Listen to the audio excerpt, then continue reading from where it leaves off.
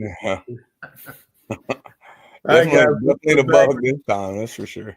All right, guys, we're back. It's time for the players of the week from Friday night's round 4 of the playoffs. We got some exciting highlights we're going to get to. And as you may notice, the guru is not here. It's his birthday today. So happy birthday, Chris. And I'm going to try to fill in for you again. But here we go.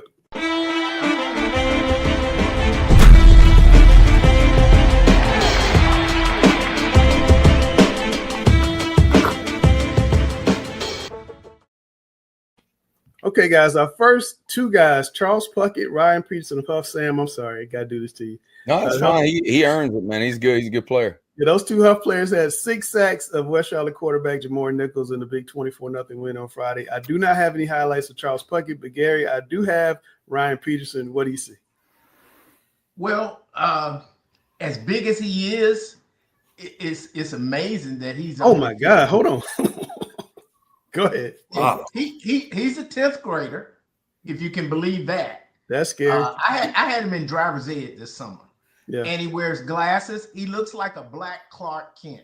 Oh. You see how he's launching like Superman? He's hitting like Superman. He's hitting like Superman, but if you see him in a classroom, you know, he's got these black rim glasses, very studious. Kid's a player. He's already been all look at these hits, man.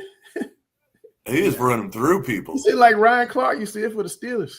Yeah. That's what I'm talking about. And I talked to him before the game, as a matter of fact, Friday night. And he just kind of winked at me and said, "Watch me tonight." And you see what I see?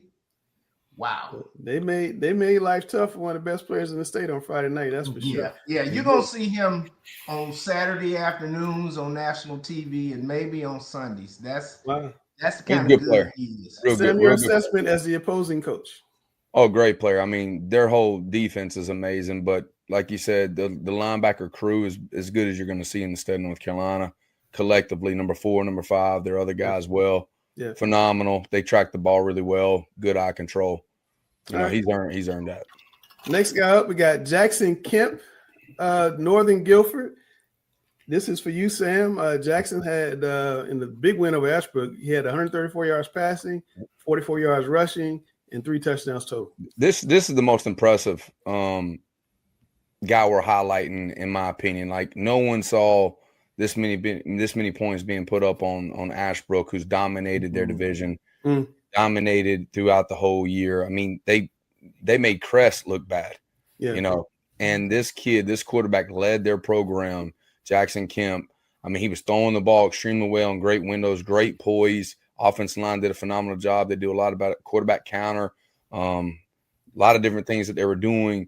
He was heavily involved in the game plan and literally led their team to victory. 39-14 over Ashbrook is phenomenal. And like I said, he did everything he had to do. 5 for 7 is all he had to do there.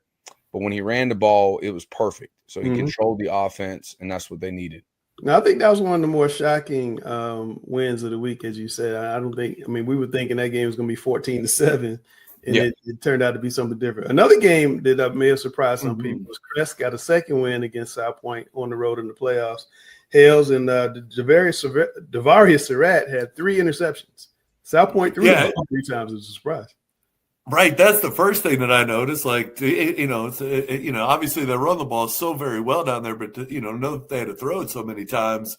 Obviously that's Crest doing a great job to put themselves in a position to try to get South Point to do something they're not, super comfortable and super familiar with. But the thing I'm seeing watching them on these highlights is this patience. A lot of times when you're playing this offense, as the offensive guy, like, you're relying on defensive kids to be impatient, to jump into gaps that aren't theirs, to kind of chase some ghosts, get after things that aren't happening. But he sits back, he's patient. Like, that's where the first pick came from. The play action stuff didn't get to him. But then even running the alley to make the tackles, like, he wasn't, chasing the fullback or chasing run action the wrong way. He just kind of sits back. Like, here he reads the quarterback and gets the pick. And I mean, that's such a great job. And that's such a skill that you just, and Sam, it's hard to teach defensive kids, of all things, to be patient, like to sit back and let things happen, because they're just so aggressive by nature. But, that's what a great night.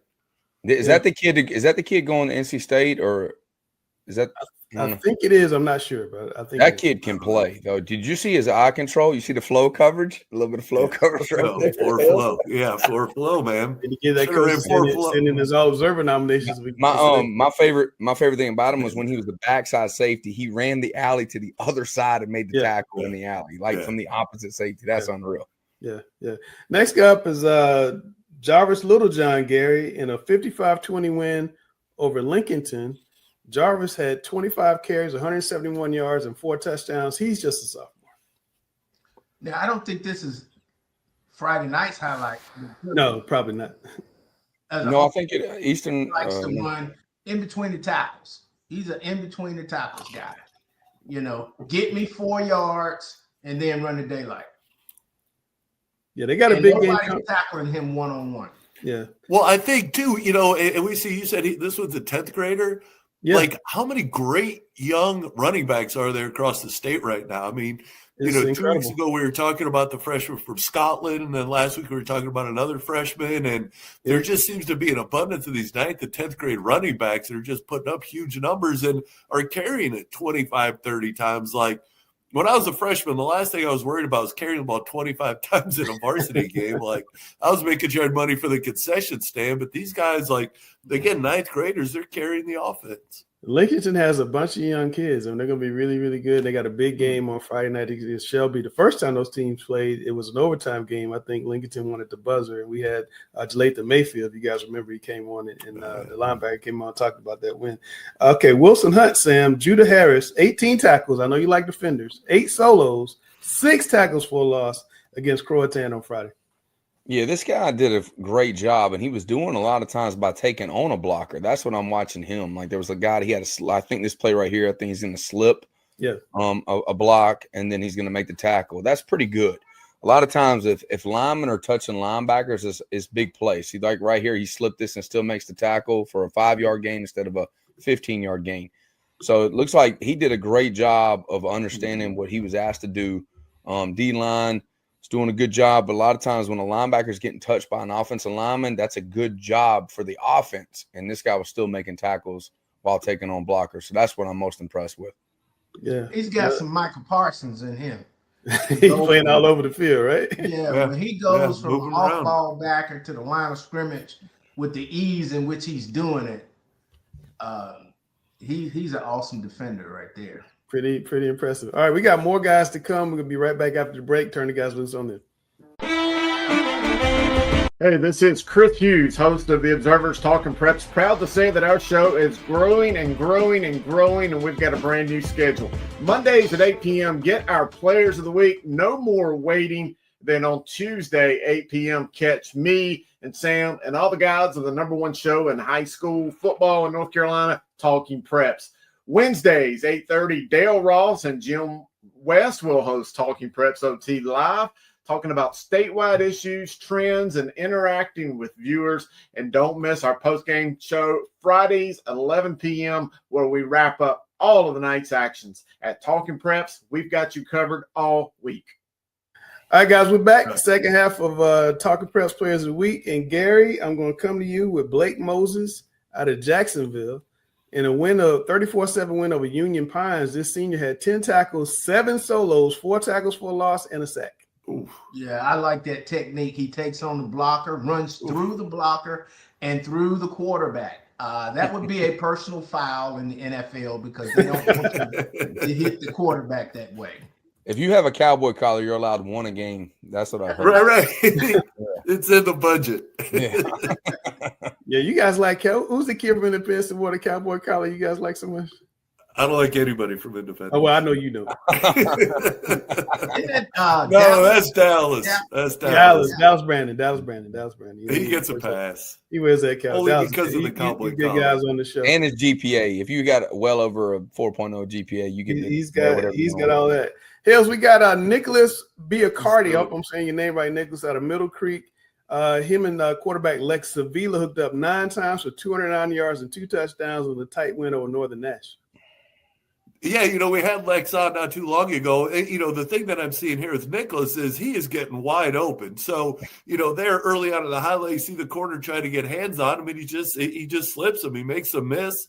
And once that happens, it looks like they're trying to play a lot of man-to-man, which, man, seeing, what Sevilla did a couple weeks ago, what Nicholas is doing, I don't know if I'd be playing a lot of man against these guys. I want to keep them in front of me. But, number one, he gets himself just so wide open. But then he's a finisher, too. Well, yeah, look at him. He's catching, he's going. But, 9 for 209. Let's go. Let's go, especially in the playoffs. If you can still throw it like this, that's going to make him a tough out. All right, Sam, next up is the biggest quarterback in North Carolina, Land Farmer of Shelby. 43-41 win over Eastern Randolph. My man was balling, 22 of 29, 388, 3 touchdowns, and he ran for 2 touchdowns. Yeah, this guy's legendary. I mean, this guy's phenomenal. I mean, just look at him. He wears a 3X jersey because he's so broad. That played at Kentucky. I want to know. Yeah. The Jared Lorenzen. Yeah, it looks like Jared Lorenzen back there. God rest his soul. I think he did. Yeah. Yeah, but you talking about 8? Like, how is this guy wearing a single digit? This guy's a huge man. Did they special order these jerseys 4 years ago? That's all I want to know when he came out of middle school, because this guy's a baller. And they're like, look, we got a corner that's 240 pure muscle, 6 foot, whatever. And we're going to get him a double X. Okay. Wearing number 8. So this guy did a phenomenal job. Huge win, 43-41. And like, if you're throwing the ball 29 times and you're completing 22 in the cold, and you ran the ball, had 2 scores on the ground. I mean, this guy's, one of the best players in the state. And the reason why Shelby's as good as they are is because of this guy right now. Absolutely. All right, Hales, coming to you. West Craven's DJ Davis. His name's Andre. They call him DJ. 40-12 win over Southwest Edgecombe. He ran 23 times, 241 yards, and 3 tutties. And no tackles. I mean, the first thing, I know we're going to talk about him, obviously he's a quarterback, he's throwing the ball, but 23 carries. I mean, see him, right here on this highlight, he's playing deep safety. He's going to come up, he's going to make a play on the ball here. He's going to turn around, and now he's going to take the snap. And, so you turn around, now he's playing quarterback, So, I mean, obviously it's the kid. He's probably not leaving the field. I'm assuming he's out there on punt. He's probably covering kicks too, but I think he's the kicker. I think he's the kicker too. Right. But I mean, he's Tony Stark out there, man. Tony Stark, he's the Iron Man. Giving these guys a chance to go get it, and again, go get it, man. Go get it. Do that was Allen Iverson. Yes. Yeah. Allen Iverson was great. Turn around and play that might be very comparable for that kid right there, because he's doing it all. I heard. This is a rumor. I heard that he tried. You know how in high school you can use the kicking block? I heard he caught the snap, spun it, and kicked it. Didn't even have a holder. I'm serious. I don't know. I want to see that clip. But All right, Sam. My last guy up is Cameron Clem out of Murphy. Sam, 2 weeks ago against Community School of Davidson, he had 456 yards, 8 touchdowns. Friday night against Corvian, which was coming off a state championship appearance, he had 377 yards and 4 touchdowns. Yeah, I mean, Corvian's got some speed. And so, you're watching the stats in the game before, and you're like, well, maybe they just didn't have the athletes to run with this guy. He's doing it versus Corvian, and Corvian is very polished. Charlotte-based school, you know what I'm saying? And they got athletes that can run around. So this guy putting up 370 yards. Did we update his stats? Does he have 5,000 yards rushing on the year? I mean, I don't know what he has on the year, but he's got darn near 1,000. My gosh. Like, seriously, he is. I mean, you're talking about an ice bath. This guy right here, just playing offense, he's sleeping. He is Saturday and Sunday. He's literally in the cold tub watching film. Sam, I have a question though. When you get run down at the 1, do you let the guy take it in, or do you let somebody else run it in? Absolutely, you got to give that right back to him. Well, I don't know. If he got hawked by somebody I didn't think he should have been hawked, I might pick on him a little bit. Like, you don't deserve that. I'll pick on him after he scores the touchdown. Yeah, maybe so. All right, guys. Look, those are the athletes of the week. This week, we'll be back next week. I think it's our last show next week. In fact, we'll be back next week and with the athletes of the week and Mr. Football and all that good stuff. So make sure you tune in to Charlotte Observer, and we'll catch you next week.